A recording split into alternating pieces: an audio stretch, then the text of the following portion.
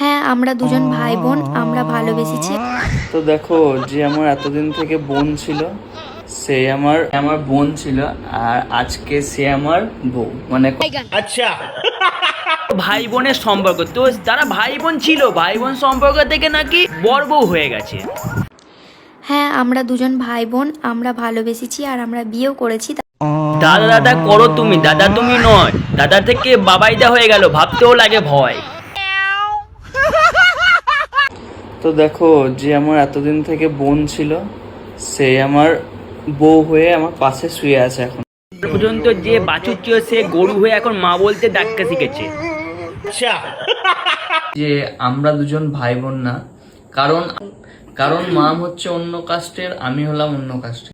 এদিকে দাদার বোন হিসেবে ভিডিও করছে, আবার বলছে আমরা এক মায়ের পেটে ভাই বোন নয়। देखना पड़ रहा है अच्छा है मैं अंधा हूँ। তোরা তো কোনদিন ভাই বোন মুখে বলে ছাড়িসনি, কিন্তু নিজে ক্যাপশনে কেন লিখে রেখেছি ভাই আর বোন? কাকে বলতে হবে? কেন ওর বাড়ির মা বাবারা জানে?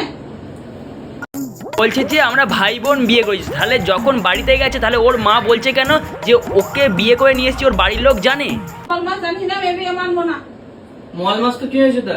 আমি মানি না বিয়ে। কাকিমা মল মাস টল মাস সব জানি না, ভাই বোন বিয়ে করেছে, আবার মল মাস টল মাস কি? বিয়ে করার ইচ্ছে হচ্ছে, বিয়ে করে নিয়ে চলে এসছে। তো দেখো, যে আমার এতদিন থেকে বোন ছিল সে আমার বউ হয়ে আমার পাশে শুয়ে আছে এখন। আগে নুনু ছিল, এখন নুনু হয়েছে।